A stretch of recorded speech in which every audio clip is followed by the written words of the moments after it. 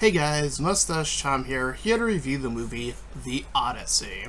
So I have seen the trailer for this movie, obviously, and I've seen the stupidest backlash of this movie, unfortunately. That being that, oh, there's diverse casting in a fantasy movie. Oh no, what a shock. So, yes, the stupidest of grifters doing what they do best, getting people to rage for a movie. But I am here to actually, do my job, which is review the movie. That'd be a nice change of pace in 2026, but I don't think that's going to happen anytime soon. But I'm going to do my job. Me, Mustached Tom. So if you want an extra review, then stick around. So obviously, if you've lived under a rock, the Odyssey is based off of an ancient poem in Greek.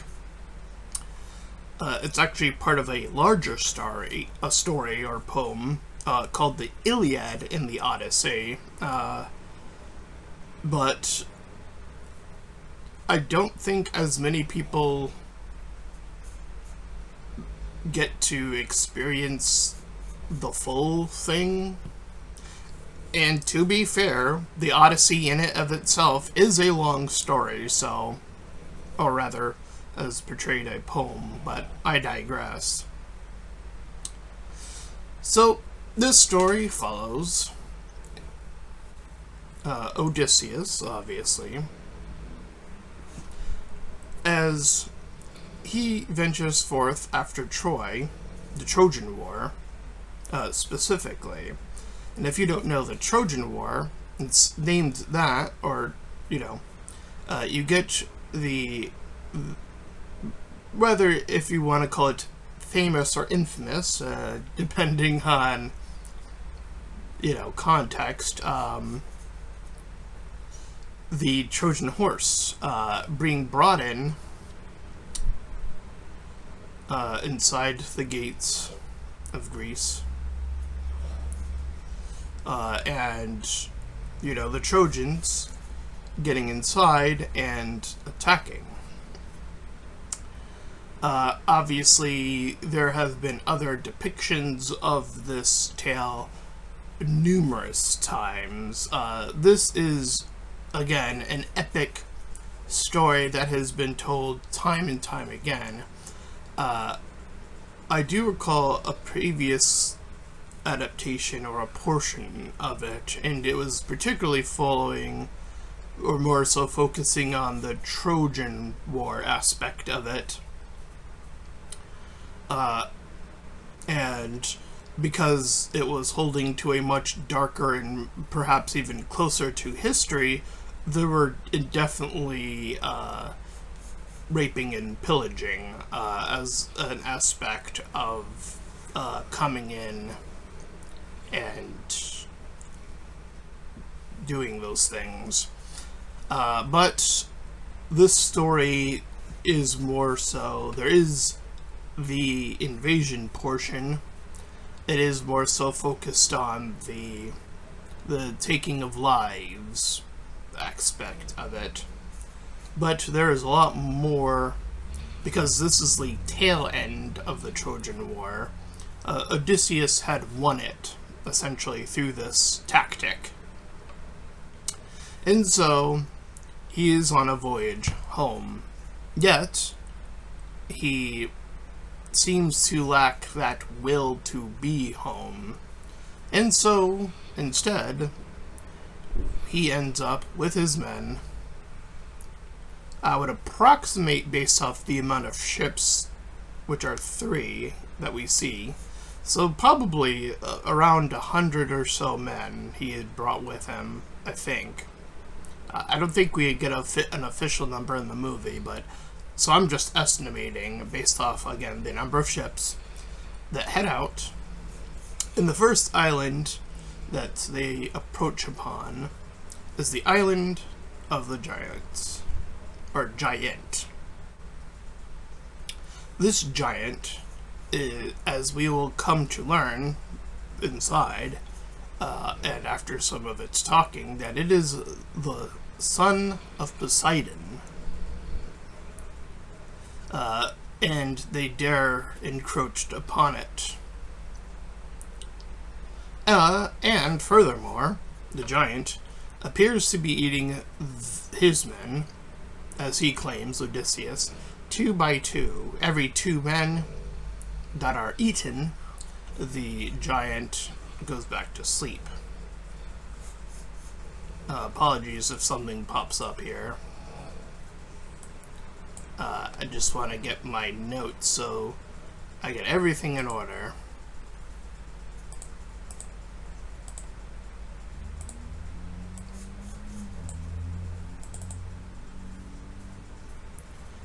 Oh, there we go.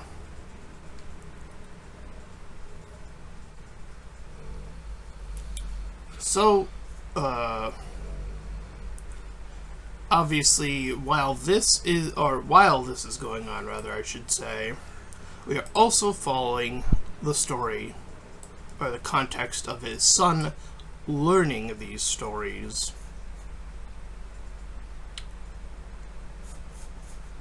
But we also see some of life's crueler histories and practices.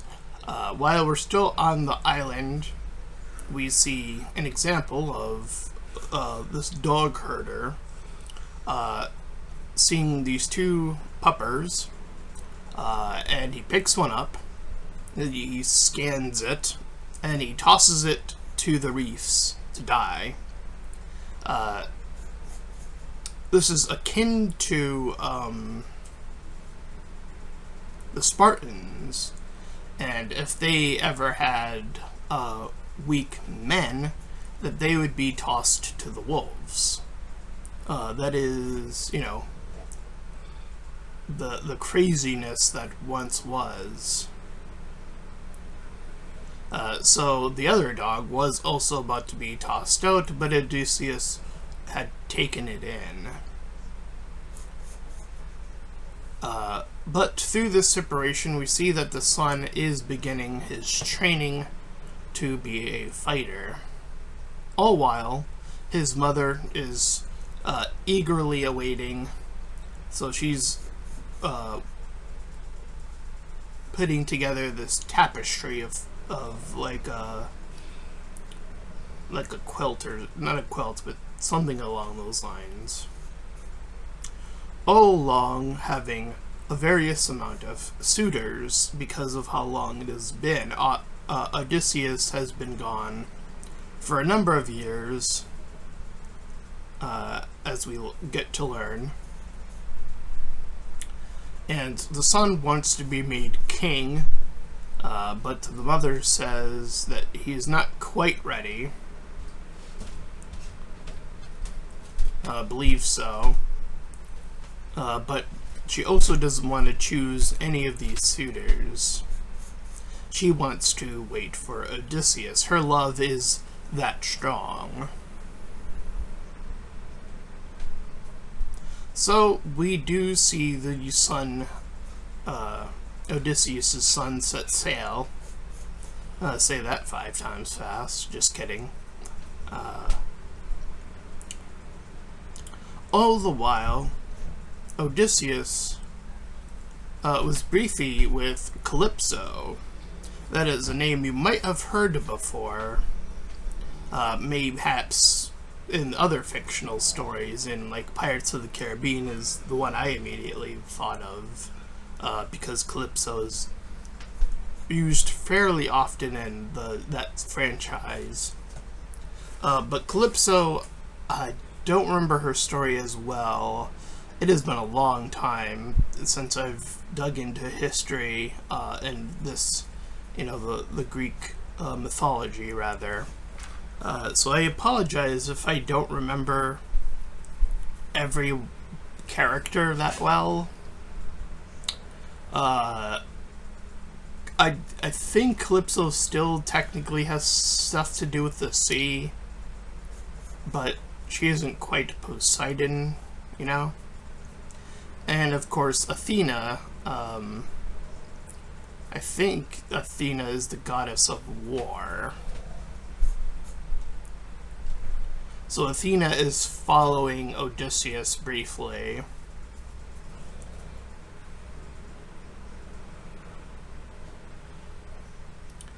And after that section, that was sort of our opener, we then get to the giant. So I do apologize for skipping a little bit of information there.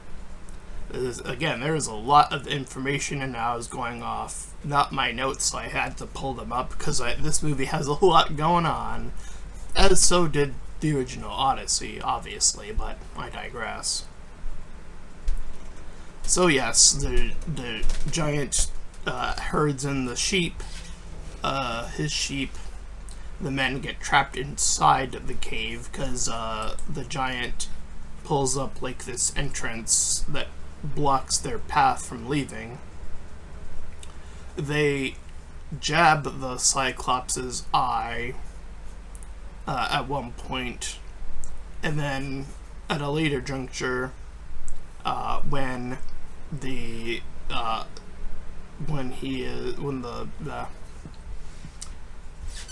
giant is herding the sheep back out for the next day, now blinded, the men crawl underneath with the sheep to essentially escape.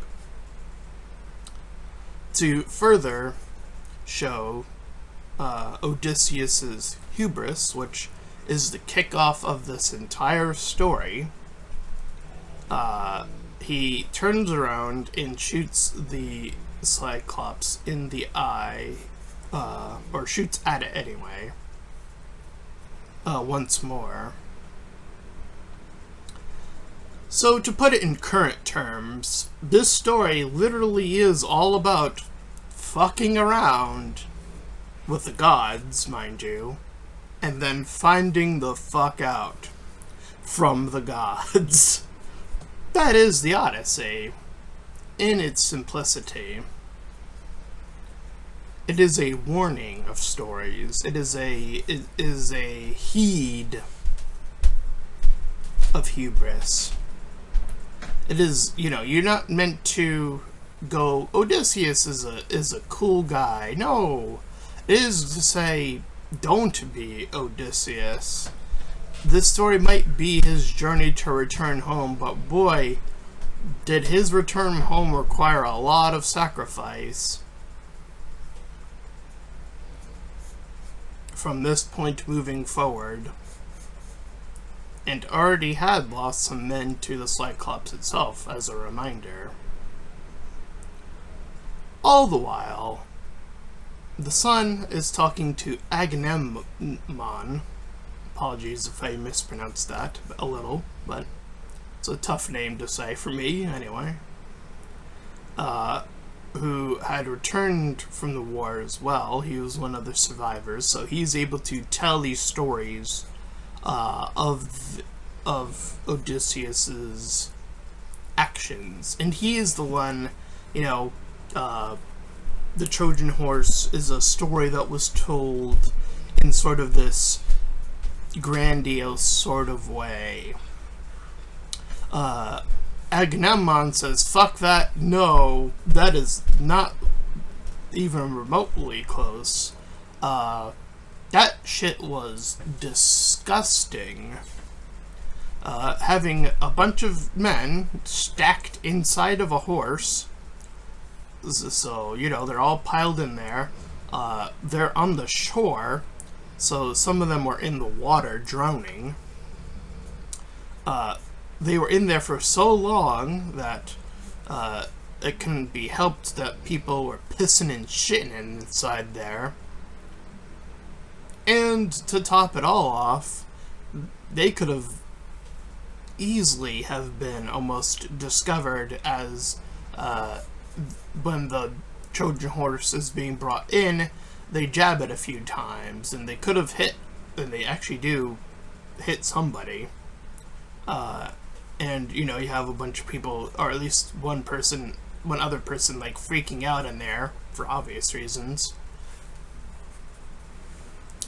But you know, we're gonna get this story told in sort of sections, as it were.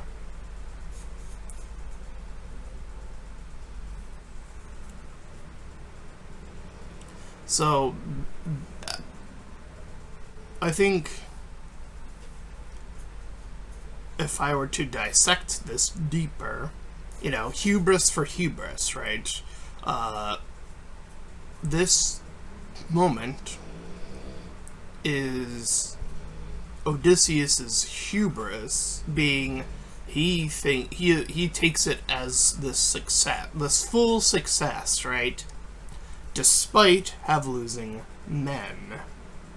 That is, you know, the closest approximation to why I think this is linked up in this way to the Cyclops.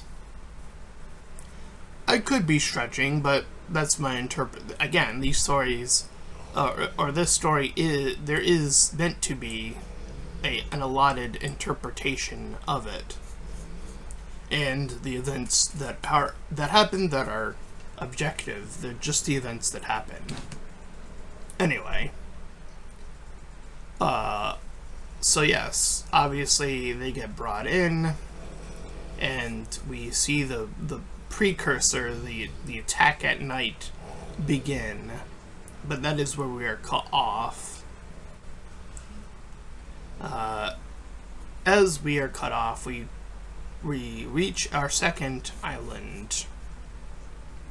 Here, they encroach upon a singular child that they are asking what the heck they are doing there. The child flees, and in his place, these tall, armored individuals begin to swarm them. And as they're trying to retreat, again, not ready for this level of combat, they are met with moving trees as well, so some of them get stuck as the trees move in their way, and then that allows for the giant armored men to take them down. And it is this very island that leaves them with one boat left. This was a tragedy of a second island to come upon. So now down to one boat. So in approximation, probably like 40 men left, mayhaps. Though there are the people at the top, and then there are the people at the inside the bottom that are rowing the actual boat. So maybe a little bit more than 40, because the boat's rather big. I digress. After that, when they reach their next island, they are ready, the men who are posted on the land, to, as in Odysseus's terms, cause a mutiny. They want him to stay behind, so he does so. The men move forward, and they see, as they are encroaching, various animals, but they don't take it to really mean much of anything, other than there are just really rare and odd animals about. Here they meet Circe, who I believe is another goddess. If she's a goddess of harvest or animals, something around there, I am assuming, based off of what she does here. Or they call her a witch in this, so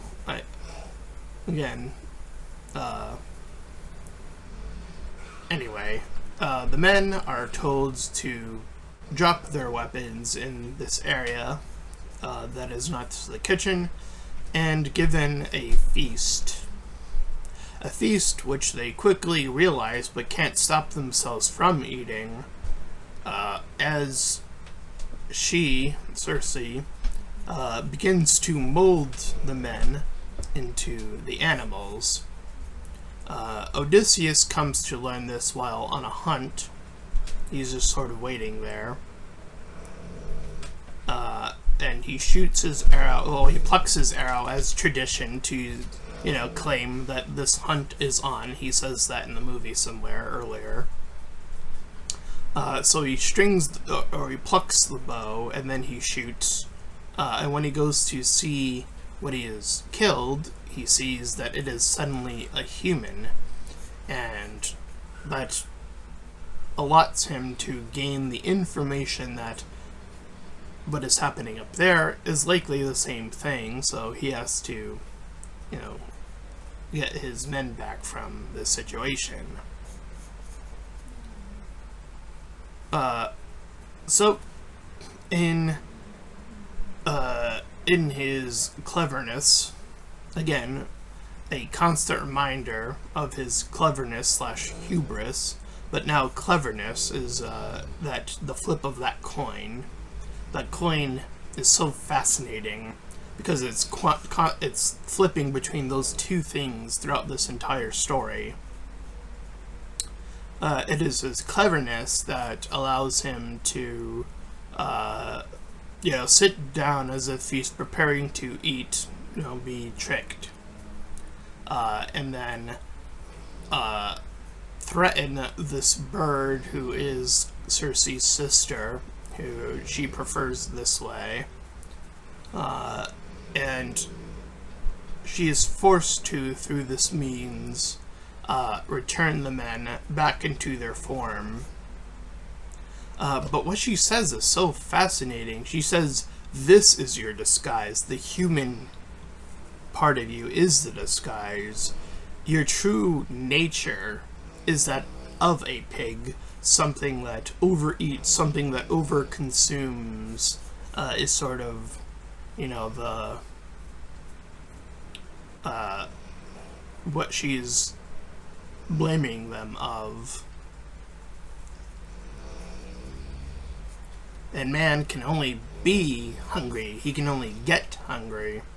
These are things that she cannot do, presumably.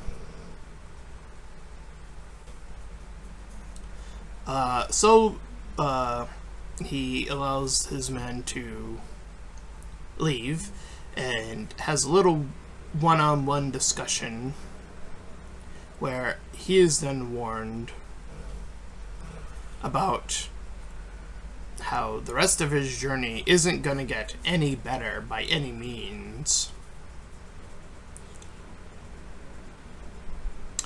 All the while, Agamemnon, we get his story, or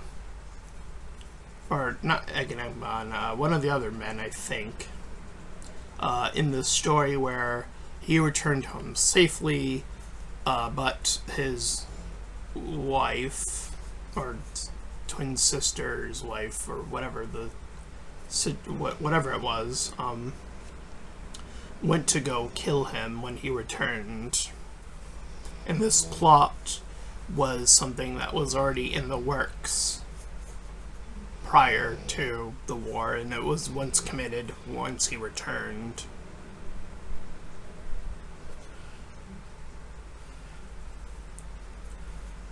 So again, Odysseus is warned that it is either his actions or theirs, they're gonna end up dead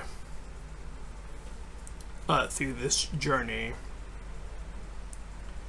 And she points out, questions him, again flipping the coin back to the hubris. She says, your men, as in to, signify this idea that every man is their own man in a sense, I think, is the sort of the idea there.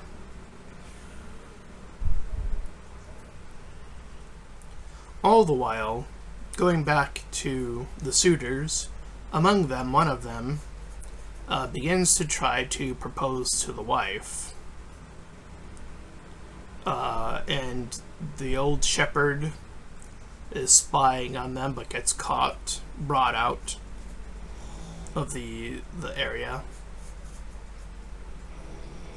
All the while, the son is continuing to learn of these stories, while he and the other man are arching.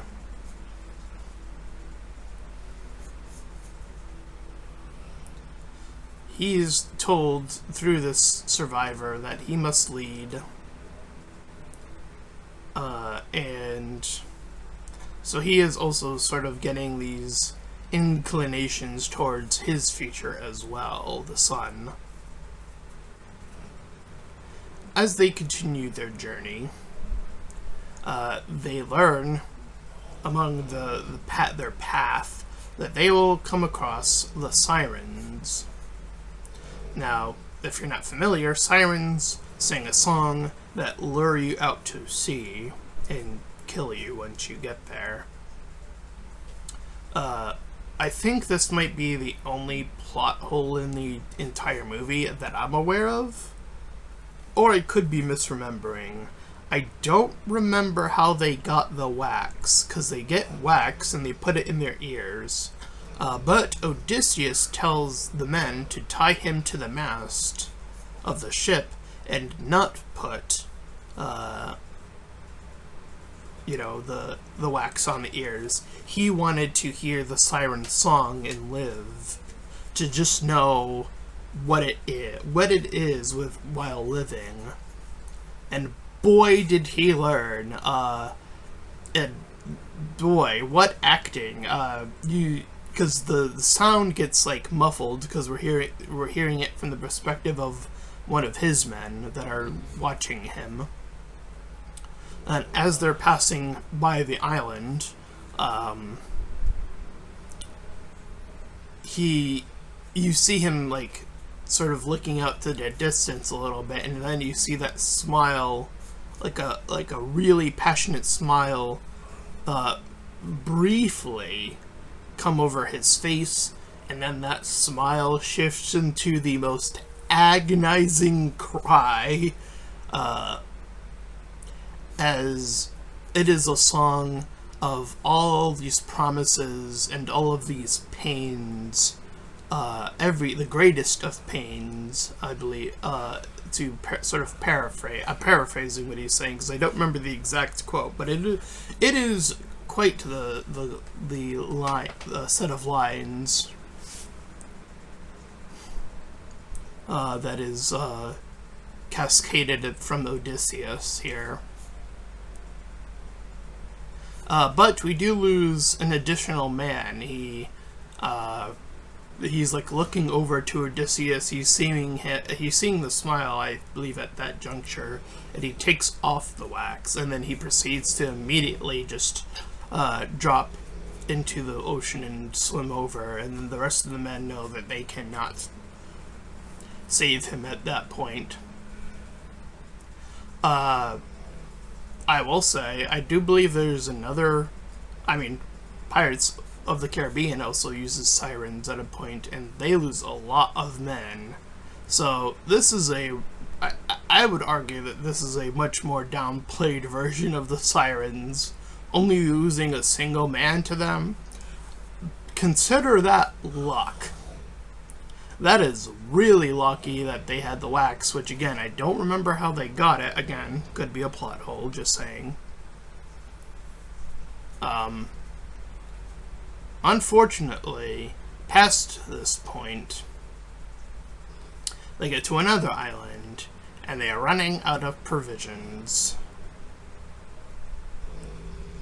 Here he is visited once more by Athena, who shows him that the rest of his men, because he's telling them that if they eat what's there, that they will all die, and they all eat because they are out of provisions.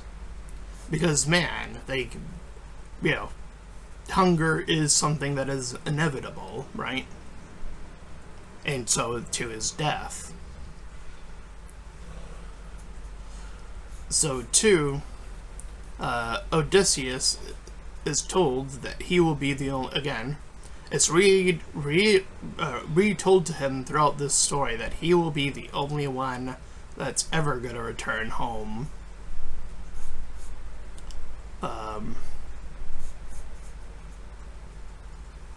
So he is told when, or by Athena to check out his men, which he sees them doing that, and then the next day, the winds stop because the winds are pushing them one way, which led them to this very island, and when the wind stops, they're able to push back out. However, this allows Poseidon, recall him, the god of the sea, who's obviously still very upsetty that Odysseus, did what he did with the Cyclops, the sun. So he decides that he's gonna subsume the entire ship in a cascade of a storm. And through that storm, the ship is cast into asunder in two, him remaining on one side and the rest of the crew remaining on another side. And it is through his talks, his remembrance, that he is regaling that he is with Calypso again. Once more with feeling. He is told through Calypso that he must give up this idea of control, this idea that you have any sort of power here. Give yourself to the sea, and you'll be able to return home. So he does so. He offers himself flatly. He can't declare anything anymore to his men. His hubris has led to all of these deaths. And so, as proclaimed, he does indeed return home. But the last thing he is told is to come back in a disguise. That he's been gone so long that he will not be immediately recognized and likely even killed. Now, among the warnings before he even returns home, they go to hell. This is I think this is like before the island with the right before the island with the sun god pounding on them to get more provisions on the island itself. So this is where we hear Sinan's portion of his sacrifice, as it were. Not quite a happy story, obviously. He was the one outside of the Trojan horse offering it up. He was killed in believing this story, as Odysseus put it, to do this offering. And that is the portion that Elliot Page offers. I know there was another casting complaint. It deals with when the son is talking to Agamemnon, his wife. The grifters are complaining about his hot wife because she's black, and that's about it. In a fictional story that she's briefly in for that one section of the story, and then the revenge aspect of it, and that's it. So that's their portions of the entire movie. Rage, be bad, ooh, I don't know. Anyway, back to the review. So the son, at this juncture of the movie, returns from his adventure to his mom, so his mom's happy that he's at least returned. But Odysseus returns around the same time, but he's currently disguised as a beggar. So, first and foremost, he goes to see his dog. And this is when he does so, this is when his son figures out that this is indeed his father. So he keeps that to himself, as does the father. The father returns to see all of these suitors, trying to get in with his wife. And so, due to a little bit of setup prior, I forget what they do. I didn't write it down. But essentially, it sort of acknowledged to the mom that to do the test this way, like they did something to sort of signal to her to do that. So she brings out this bow, the very bow that only Odysseus was able to string up and shoot through these 10 hoops, these 10 rings, and hit a bullseye. Spoiler alert, if you know history, he is not the only man to be capable of doing that. That is also a feat, by the way, if you know Chinese history, that Lu Bu was capable of, because Lu Bu was actually quite the archer, apparently, outside of being a warrior that killed 1,000 men. But I digress. I just love Dynasty Warriors, okay? So I thought I'd bring it up at one point. And that's the perfect comparison to the two. So there it is. Anyway. So she offers this challenge to, again, string up the bow and shoot it to the hoops. Obviously, the suitors are attempting to do so. They cannot. No, none of them can. Not a single one. We do a montage, and none of them can do it. Odysseus, still as the beggar, offers to take on the challenge at this juncture. And he messes around a bit to, like, lead the men astray to think, like, haha, he's just a beggar, what is he doing? He eventually, puts the ring, I think it's like a ring thing that you, like, hook onto it, the end of the bow. And once he does that alone, it's silent, like, it's so well done. It silences the crowd. And then when he does his true signature, like, the wife had turned around at this point, like, she was disappointed because she turns around when he's, like, sort of messing around with it, and then plucks it when she's turned, or not plucks it, but does the hooking when she's turned around. She turns back to him when he plucks it, and the men are like, whoa, it's Odysseus, holy fuck, he's actually back. But obviously a lot of these suitors are not thrilled in this. A large portion of them attack, and so Odysseus fights them off. The son fights off a little individual battle upstairs as one of them are grabbing the weapons because no one's allowed a weapon in this room. This then proceeds as he is fighting Odysseus. Some of the men in the further back begin to kneel, realizing that they would rather pledge themselves back to Odysseus rather than face this fate of dying. And once cleared of every obstacle of a person that's fighting them, and the son gets his little mini victory, Odysseus figures that he will leave in exile with his wife and a portion of the men that bowed to him to head out west to some other adventure, right?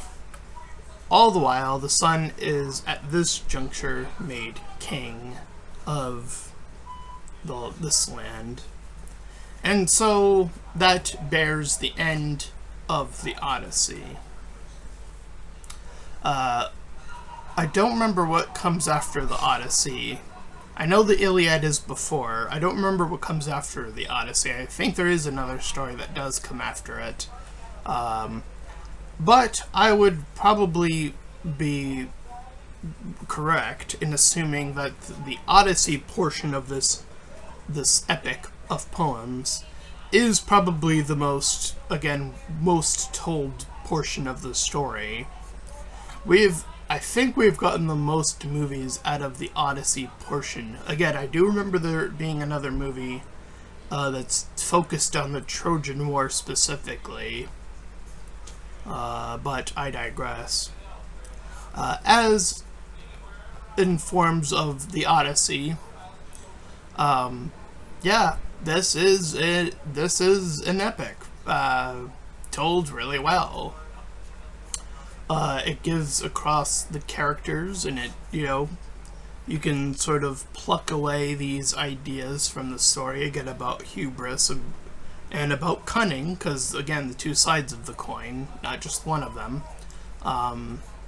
And you get to see Odysseus's realization in this interpretation of the Odyssey, that, this invasion, with this hubris, that it truly was this act of wrongdoing, ultimately. But through it, he was punished by the gods, because he believed himself someone who could defy the gods, and through that again, hubris, I'm just going to keep using that word because it is the best word to use in this context, but through that, he keeps pushing himself forward. And his cunning is what allows him to, at least briefly, for a time, up until a certain point, save less and less of his men, but save his men, as he puts it, to less and less degrees. And that really puts into context in that additional question of what is a leader? A leader in Odysseus's eyes is somebody who, in a sense, controls what other men do. He tells them what to do, and they ought to do it.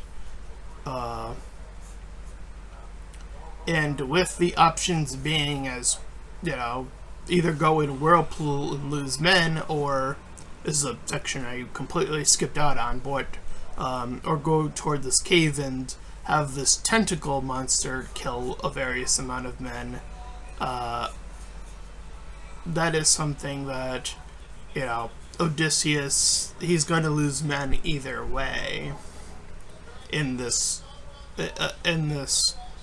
section of the movie. So that was in my notes. I just sort of skimmed over it by accident, but I digress. Point being is that this is an excellent interpretation of the Odyssey. You are able to pull out the important aspects of what the story is offering.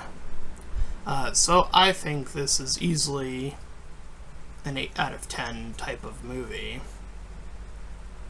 I really enjoyed it. There's a little bit of build up in the beginning to, sort of, this is the section of the story that you're building up your character. Characters, plural, the father and the son. So there's a little bit of setup,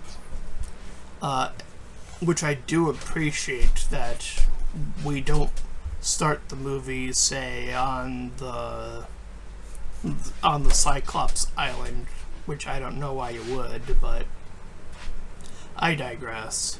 As is, Again, there is that one plot hole with the sirens that I'm still not sure about, so I'll leave that up in the air. Maybe I'm just misremembering that section. That could be true, but I don't know. So I'll leave that as a question mark, but outside of that, I would say the rest of the movie is extremely solid. And yeah. If you've not seen this movie yet, and me saying this now, I don't see why I wouldn't be confident in saying it now, but I would say go see the movie. I know I should have said that at the beginning, but everybody knows this story, so I figured I could say it at the end. Or at least most people should know this story. Again, it has been told an excruciating amount of times, but this interpretation is really well told. Anyway, if you ended up enjoying this review of the Odyssey, then please feel free to like, comment, and subscribe. Also make sure to check out those links in the description. One will head you over to my petition about small YouTubers, so get to my PayPal, you can help support me and my channel directly, and third to my Discord server, you can join Collab Shill, do all that cool stuff for free, and until next time, everybody, bye-bye.